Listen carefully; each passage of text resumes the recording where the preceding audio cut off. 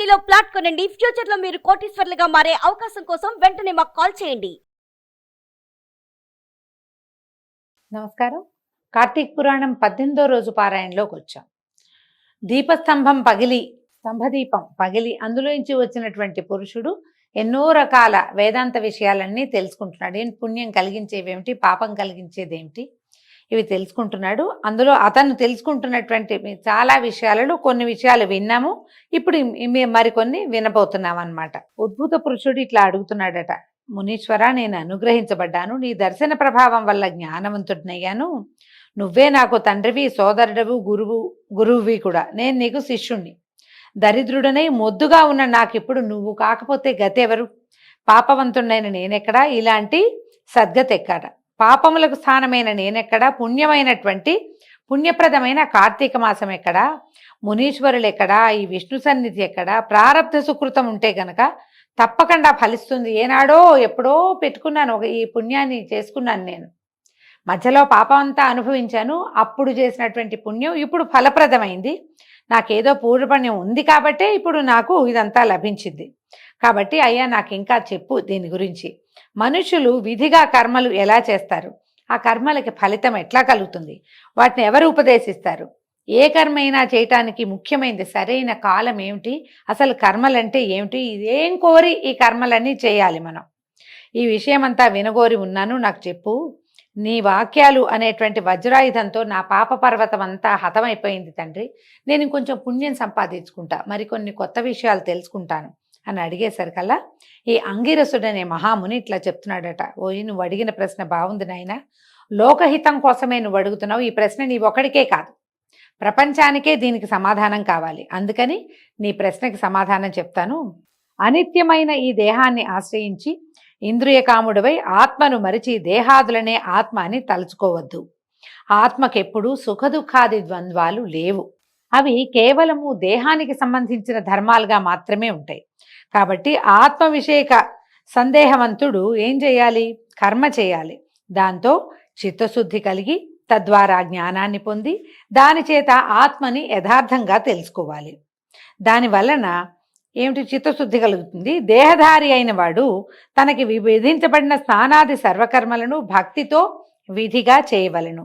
వర్ణాశ్రమ విభాగాన్ని విడవకుండా తనకు ఏ కర్మ చెప్పబడిందో విచారించి తెలుసుకుని తర్వాత దాన్ని చేయాలి. స్నానం చేయకుండా చేసే కర్మ ఏనుగు భక్షించిన వెలగపండులాగా నిష్ఫలితమైపోతుంది. బ్రాహ్మణులకు ప్రాతస్నానము వేదోక్తమై ఉన్నది. నిరంతరము ప్రాతస్నానం చెయ్యలేనివాడు తులా కార్తీకమందును, మకర మాఘమందును, మేష వైశాఖమునందును స్నానం చేయాలి. ఈ పొద్దున్నే స్నానం చేయటం అందరికీ కుదరదండి. ఇప్పుడు ఉద్యోగాలు, వ్యవహారాలు, చదువులు, రకరకాల కార్యక్రమాల వల్ల తెల్లవారుతేట స్నానం చేయటం కుదరదు. ఎందుకు కుదరదు? కుదుర్చుకునేవాడు కుదుర్చుకుంటాడు, కుదుర్చుకోలేనివాడు, అవకాశం లేనివాడు తప్పకుండా ఎప్పుడు చేయాలంటున్నారు? కార్తీక మాఘ వైశాఖ మాసాలు, ఈ మూడిట్లలో పొద్దున్నే స్నానం చేయాలి. ఏముందండి, ఒక స్నానమే కదా. శ్రద్ధగా చేస్తే చాలా రకాల పాపాలు నశించిపోతాయి. కొన్ని మనకి పాజిటివిటీ ప్లస్ అవుతుందన్నమాట. ఈ 3 మాసాల యందును ప్రాతకాలంలో స్నానం చేసేవాడు వైకుంఠానికి వెళ్తాడు. చాతుర్మాస్యాది పుణ్యకాలములందును చంద్ర సూర్య గ్రహణములందును కూడా స్నానం ముఖ్యం. ఇందులో గ్రహణములలో గ్రహణకాలమందే స్నానం మరీ ముఖ్యమైంది. బ్రాహ్మణులందరికీ కూడా ముఖ్యమైనవి స్నానము, సంధ్య, జపము, హోమము, సూర్య నమస్కారము తప్పక చేయదగినవి. స్నానం చేయనివాడు రౌరవ నరకమందు యాతనలు పొంది తుదకు కర్మభ్రష్టుడుగా జన్మిస్తాడు. కాబట్టి పుణ్యకాలమైనటువంటి ఈ కార్తీక మాసంలో ధర్మార్థ కామ మోక్షాలను ఇచ్చేటువంటి స్నానము ఆచరించవలెను. కార్తీకంతో సమానమైన మాసం లేదు, ఇంతకంటే పుణ్యవంతమైన సమయం ఇంకొకటి రాదు. ఏ ప్రకారం వేదంతో సమానమైన శాస్త్రం లేదో, గంగతో సమానమైన తీర్థం లేదో, బ్రాహ్మణ్యంతో సమానమైనటువంటి జాతి లేదో, భార్యతో సమానమైన సుఖము లేదో, ధర్మంతో సమానమైన మిత్రము లేదో, నేత్రముతో సమానమైన జ్యోతిష్షు వెలుగు లేదో, కేశవునితో సమానమైన దేవుడు లేడో, అట్లాగే కార్తీకంతో సమానమైనటువంటి మాసం లేదు. కర్మ స్వరూపాన్ని తెలుసుకుని కార్తీక మాసమందు ధర్మములు చేయవాడు కోటి యజ్ఞాల ఫలితాన్ని పొంది వైకుంఠంలో ఉంటాడు. అయితే ఈ ఉద్భూత పురుషుడు ఆ స్తంభంలో నుంచి వచ్చాడు కదా, అతను అడుగుతున్నాడు, అయ్యా చాతుర్మాస్య వ్రతం అని అన్నారు, అదేంటండి? అది పూర్వం ఎవరితోటి చేయబడింది, ఈ వ్రత విధిని ఎలా చేయాలి, ఈ వ్రతానికి ఏం ఫలితం వస్తుంది, దాన్ని చేసేవాడికి ఎలాంటిది లభిస్తుంది, ఆచరించే మనుష్యుడు ఏ లోకానికి పోతాడు, అది చెప్పమన్నాడు. అనేసరికల్లా అప్పుడు ఈయన అన్నాడట, అంగిరస్ మహాముని, పోయి నువ్వు మనుష్యులకి బంధువుగా ఉన్నావు, నీ ప్రశ్నలన్నీ లోకోపకారమే, లోకానికి ఉపకారం జరుగుతాయి అని చెప్పి ఏం చెప్పారట, విష్ణుమూర్తి లక్ష్మితో కూడా ఆషాఢ శుద్ధ దశమి దినమున పాలసముద్రమందు నిద్ర అనుమిషతో శయనించును. మనం తొలి ఏకాదశిగా చెప్పుకుంటాం కదా, దశమి వెళ్ళి ఏకాదశి రాగానే పడుకుంటాడు స్వామివారు, అందుకని దశమి అని చెప్తారు, కానీ మనం ఏకాదశినే నియమంగా చేసుకుంటాం. ఆ రోజున యోగ నిద్ర మిషతోటి శయనిస్తాడు. తిరిగి కార్తీక శుక్ల ద్వాదశి రోజున అంటే ఏకాదశి వెళ్తూనే లేస్తారనమాట. ఇది చాతుర్మాస్యం, అంటే 4 నెలల కాలం. ఈ 4 మాసాలు విష్ణుమూర్తికి నిద్రాసుఖాన్ని ఇచ్చేవి. అంటే హరి 8 మాసాలు వ్యాపారముతో ఉండి, అంటే ఈ క్రియ అంతా ఈ భూమండలాన్ని పాలించే క్రియలో ఉండి, సర్వప్రపంచాన్ని పాలించేవాడే కదా మహావిష్ణువు.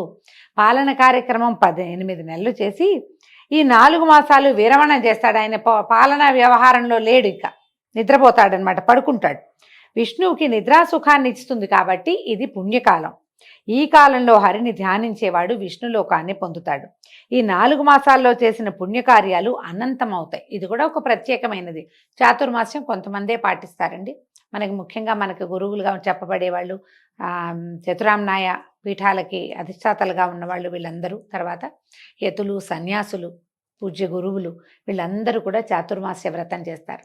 చాతుర్మాస్యం కొన్ని ఊళ్ళలో చేయాలని నియమం పెట్టుకుంటారు. చాతుర్మాస్యంలో ప్రయాణాలు అవి చేయకూడదన్న ఒక నియమం ఉంటుంది. ఎక్కడున్నారో అక్కడ ఉండిపోతారనమాట. దీన్ని బట్టి వారి శిష్యులు కూడా, సంసారులు కూడా, కొంచెం పెద్దవాళ్ళు అయిన వాళ్ళంతా ఈ చాతుర్మాస్య వ్రతాన్ని పాటిస్తారు. కారణం ఏంటంటే, ఈ విషయంలో నారదుడికి విష్ణుమూర్తి చెప్పింది ఒకటి ఉంది.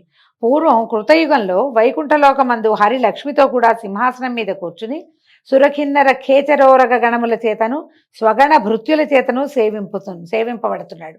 ఖేచర్లంటే ఆకాశంలో తిరిగేవాళ్ళు, ఉరగులంటే సర్పాలు, వీళ్ళంతా ఆయన్ని సేవిస్తున్నారట.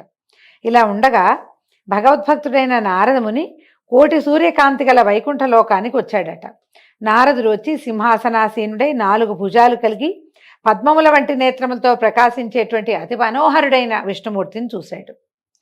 చూసి ఎంతో సంతోషించాడట. అమితానందంతో ఆయన పాదాలకు నమస్కారం చేసి అడిగాడు, కుశలం కనుక్కున్నాడు.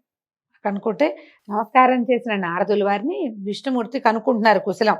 నీవు సంచరించే స్థలాలయందు సర్వత్రా కుశలమేనా? ఋషుల ధర్మాలు బాగా ఉన్నాయా? ఉపద్రవాలు లేవు కదా? మనుష్యులు వారి వారి ధర్మములందు ఉన్నారా? ఈ విషయం అంతా ఈ సభలో చెప్పమన్నారట.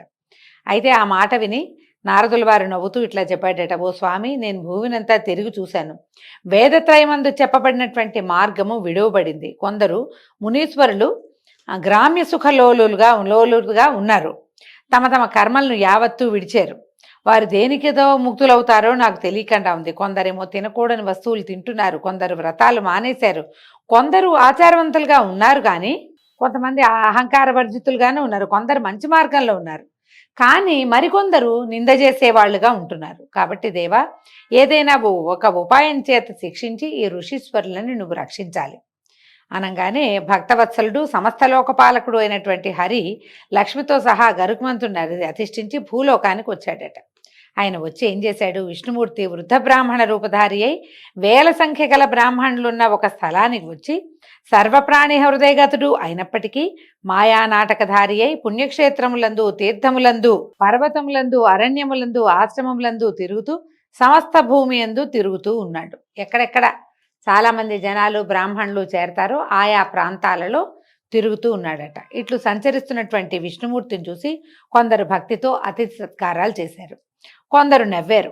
ఏంటి ముసలాళ్ళు ఎందుకు తిరుగుతున్నారు రోడ్ల మీద పడి, ఈ దారుల్లో ఎందుకు, ఎక్కడో చోట ఒక ప్రాంతం చూసుకుని కూర్చోవచ్చు కదా, ఎందుకు వచ్చిన తాపత్రయమని ఎక్కిరించిన వాళ్ళు కనపడ్డారు.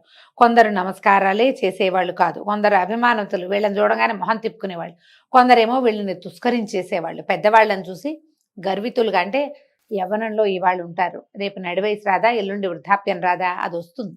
కానీ వృద్ధుల్ని చూస్తే యువకులకి ఒక వేళాకోళంగా ఉంటుంది.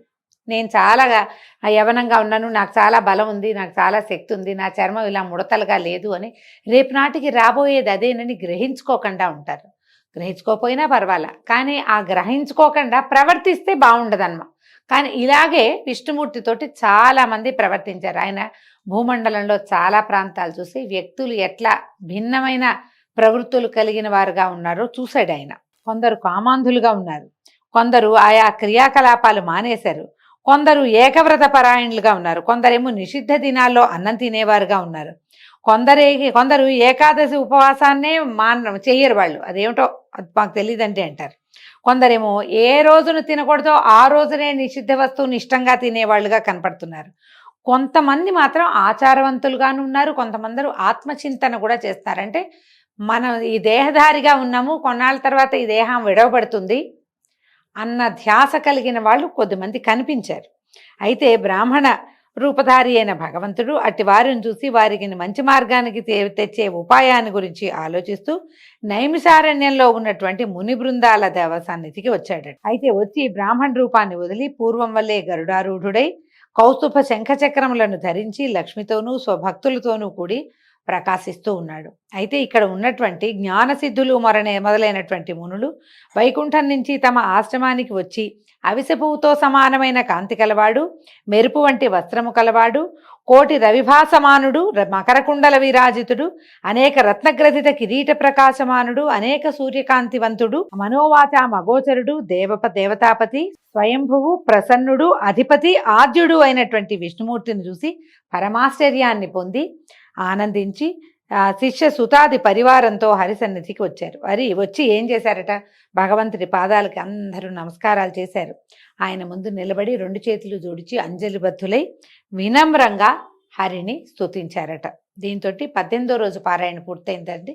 రేపు ఉదయం 19వ రోజు మళ్ళీ కలుసుకుందాము. నమస్కారం.